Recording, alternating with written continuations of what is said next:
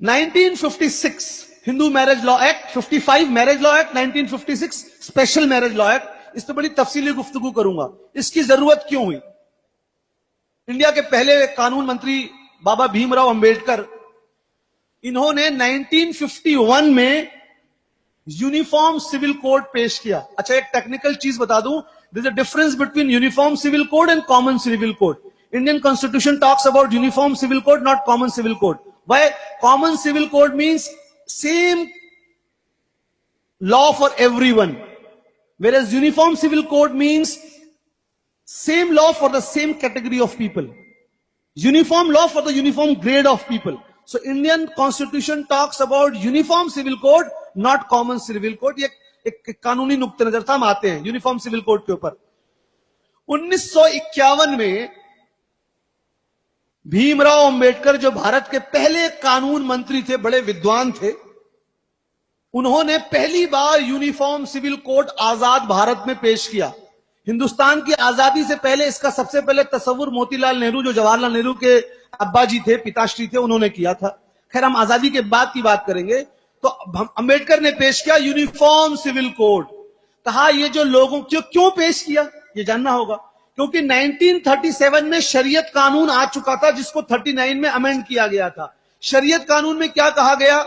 हिंदुस्तान में रहने वाले मुसलमानों को अपने शादी, निकाह, तलाक, जायदाद की तकसीम, विरासत, गोद लेना और अपने औकाफ की प्रॉपर्टी, इसमें उनको अपने मजहबी कानून को मानने का पूरा इख्तियार है।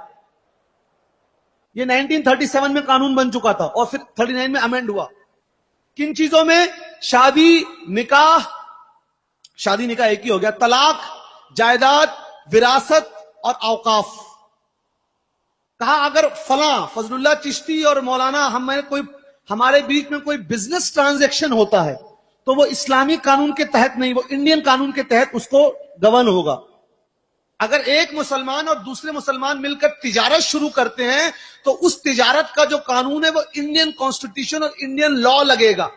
लेकिन अगर एक शख्स के एक बीवी है और 3 बेटे और 4 बेटियां हैं, तो उसकी जो जायदाद तकसीम होने का हक है वो इंडियन कानून नहीं, वो हिंदुस्तान मुसलमानों का कानून लगेगा। ऐसा खुद कानून कहता है। समझ गए ना? अब हिंदू धर्म में बाप की प्रॉपर्टी में बेटी को कोई हक नहीं है। तो अंबेडकर जी ने कहा नहीं भी। अच्छा, यहां पर बता दूं, वक्त है, बता दे रहा हूं बहुत जल्दी जल्दी। जैसे हमारे यहां 4 स्कूल ऑफ थॉट हैं, हनफी, शाफी, मालिकी, हम्बली। इनके यहां 2 स्कूल ऑफ इनहेरिटेंस है, दया भागा और मिताक्षरा। दया भागा जो है वो सिर्फ आसाम में और बंगाल में पाया जा रहा है। मिताक्षरा स्कूल ऑफ थॉट पूरे इंडिया में पाया जाता है। यानी जायदाद कैसे तकसीम होगी, इसमें हिंदू धर्म में 2 व्यू हैं। एक व्यू के मुताबिक जैसे ही घर में बच्चा पैदा हुआ, पैदा होते ही उसको प्रॉपर्टी में हिस्सा मिल गया। दूसरी लॉ कहता है नहीं, जब तक अब्बा पिताश्री जिंदा है तब तक कोई हिस्सा नहीं मिलेगा, अब्बा के मरने के बाद ही मिलेगा। These are the 2 schools of Hindu law of inheritance and Mitakshara school of inheritance. We won't go into detail, ठीक है? तो अंबेडकर जी ने कहा भाई दोनों कानून में बेटे को हक है, बेटी को तो हक ही नहीं है। तो अंबेडकर जी 1951 में यूनिफॉर्म सिविल कोड लाए और कहा हिंदू धर्म में गरचे बेटियों को बाप की प्रॉपर्टी में कोई हिस्सा नहीं है, लेकिन अब हम यूनिफॉर्म सिविल कोड लाएंगे और न मुसलमानों को उनकी मजहबी कानून को मानने का हक है, न हिंदू हजरात को मानने का हक है। सबको बराबर कानून मिलेगा और वो क्या है? जो हिंदुस्तान का आईन, कॉन्स्टिट्यूशन, संविधान डिसाइड करेगा। ये मसौदा पेश किया किसने? भारत के पहले कानून मंत्री बाबा भीमराव अंबेडकर ने। इसकी मुखालिफत किसने की सबसे पहले मालूम है? हिंदू महासभा। लिखिए, ऑन रिकॉर्ड बता रहा हूं भाई, सरदार वल्लभ भाई पटेल ने मुखालिफत की। क्यों? कहा नहीं, ये हमारे धर्म में मुदाखिलत होगी, this will be an interference in our religion. ये हमारे धार्मिक मामलों में भारत के संविधान का हस्तक्षेप होगा। हम हिंदू धर्म के मानने वाले हैं, हम यहां पे संविधान का हस्तक्षेप स्वीकार नहीं करेंगे। अथा सरदार वल्लभ भाई पटेल और बहुत से महापंडितों ने, नाम नहीं लेना चाहता हूं, उन्होंने यूनिफॉर्म सिविल कोड की मुखालिफत की और अपना एक महिला मोर्चा बनाया, हिंदू महिला मोर्चा, और औरतों को खड़ा किया। औरतों को तो खुश होना चाहिए था ना कि अब हमको भी मजहब में, अब प्रॉपर्टी में हिस्सा मिलेगा। लेकिन औरतों ने क्या कहा, हिंदू धर्म की औरतों ने, देखिए हमको अगर हमारा मजहब प्रॉपर्टी नहीं देता तो हमको प्रॉपर्टी नहीं चाहिए, लेकिन हम अपने मजहब में मुदाखिलत बर्दाश्त नहीं करेंगे। तो सबसे पहले यूनिफॉर्म सिविल कोड की मुखालिफत हिंदू महासभा ने की थी। It is on record. बाबा भीमराव अंबेडकर को इससे इतना दुख हुआ कि उन्होंने जो है इस्तीफा दे दिया कानून मंत्री से, और 56 में फिर जो है वो इस दुनिया से चल बसे। तो आज जो लोग बात कर रहे हैं ना कि मुसलमान लोग संविधान को नहीं मानते, अरे बहुत पुरानी नहीं, 55 और 51 की हिस्ट्री भी तो पढ़ लो।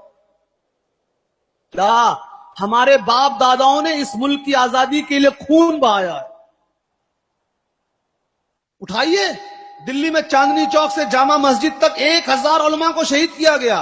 तो इस मुल्क से हमको मोहब्बत है, इस मुल्क के कानून को, संविधान को हम पूरी तरह फॉलो करते हैं, और उसी संविधान में यह हक दिया गया है कि मजहबी मामले में आजादी है, लिहाजा अगर आप हमारी आजादी छीन रहे हैं तो ये हमारी नहीं, संविधान की आजादी छीन रहे हैं।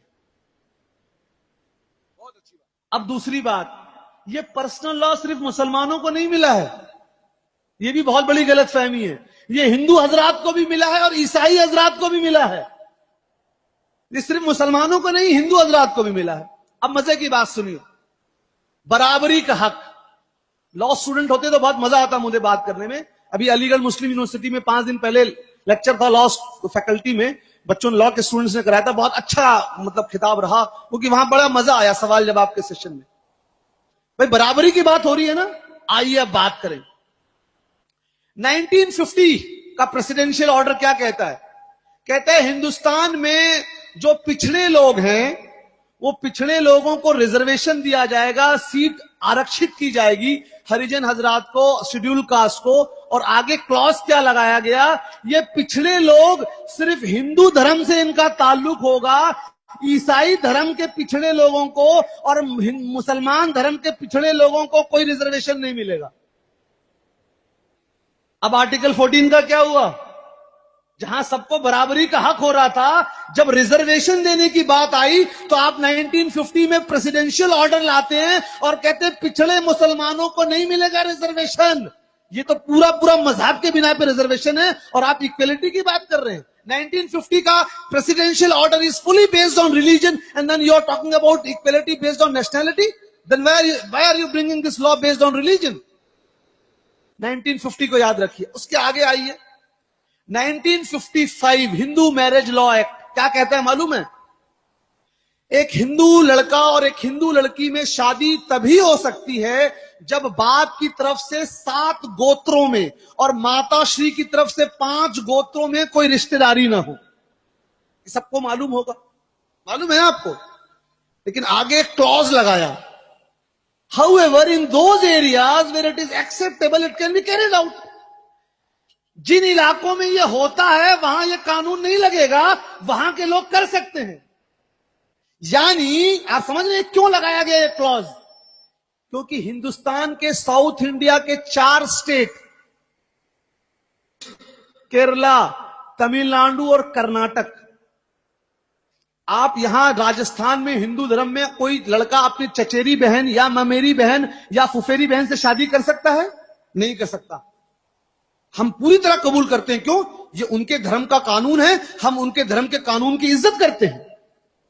जो उनका मामला है, हमको बोलने का कोई हक नहीं। लेकिन साउथ इंडिया में ये 4 स्टेट में हिंदू धर्म के लोग अपनी चचेरी बहन, ममेरी बहन और फुफेरी बहन से शादी कर सकते हैं। साहब आप अपने मजहब का अभी तक तो एक कानून बना नहीं पाए, अपने मजहब का। नॉर्थ इंडिया के हिंदू हजरात चचेरी, ममेरी, फुफेरी बहन से शादी कर सकते नहीं कर सकते, साउथ इंडिया में कर सकते हैं। आप अपने मजहब का एक कानून बना नहीं पाए हैं और चले पूरे मुल्क के लिए एक कानून बनाने। और सुनिए, उसी 1955 मैरिज लॉ एक्ट में है, अंकल कांट मैरी नीस, से शादी नहीं कर सकता। ठीक है, हम मानते हैं, फिर आगे क्लॉज लगा दिया, however in those areas where this custom is prevalent it can be done. लेकिन कुछ इलाके जहां पर यह प्रथा, कस्टम, जहां पर यह प्रथा चल रही है वहां पर हो सकता है। ये क्यों लगाया?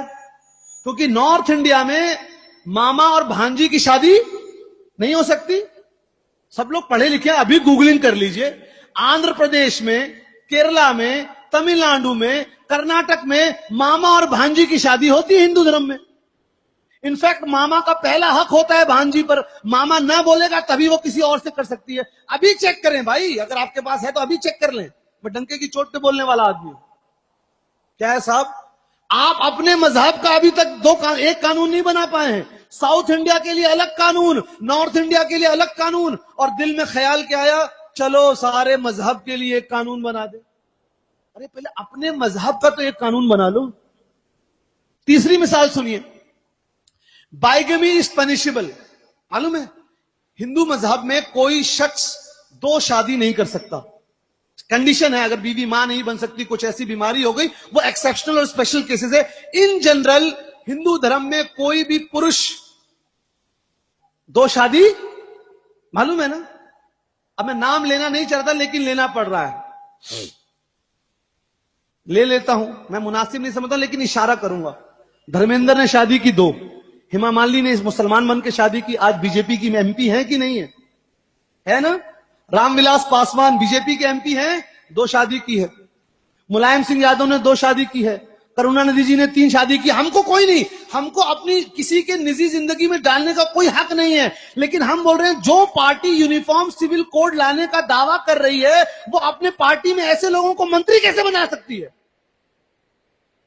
ताली नहीं, ताली वाला नहीं, मैं ताली वाला नहीं हूं भाई। तो ये क्या है, अगर आप वाकई में मुस्लिम महिलाओं को, नहीं मुस्लिम महिलाओं को बहुत पीड़ा होती है। क्या होती है? बहुत पीड़ा। तो सुनिए साहब, 2011 का सेंसस रिलीज हो गया है। हिंदुस्तान में 19 लाख, कितनी? 19 लाख हिंदू महिलाओं को उनके पतियों ने छोड़ दिया है तलाक देकर। कितनी? और मुसलमानों की 8,50,000। ये 2011 का सेंसस बोल रहा है, उठाकर देखिए। तो अगर आपको महिलाओं के बारे में इतनी फिक्र है तो मुस्लिम महिलाओं को आरक्षण दे दीजिए। अखलाक जो मारा गया उसकी अम्मा को नौकरी दे दीजिए। कश्मीर में जो मां बहनें बेवा हुई हैं उनको नौकरी दे दीजिए। पिछड़े वर्ग के मुसलमानों को, औरतों को नौकरी दे दीजिए, अगर वाकई औरतों से हमदर्दी है। लेकिन अगर सियासत करना है तो मैं सियासत वाला आदमी नहीं हूं, उसके लिए दूसरे हजरात मौजूद है। मैं सियासत से बहुत दूर रहता हूं। मैं मजहबी बात करता हूं, मैं समाजी बात करता हूं और आंकड़े वाली बात करता हूं, स्टैटिस्टिकल बात जिसको ठुकराया नहीं जा सकता।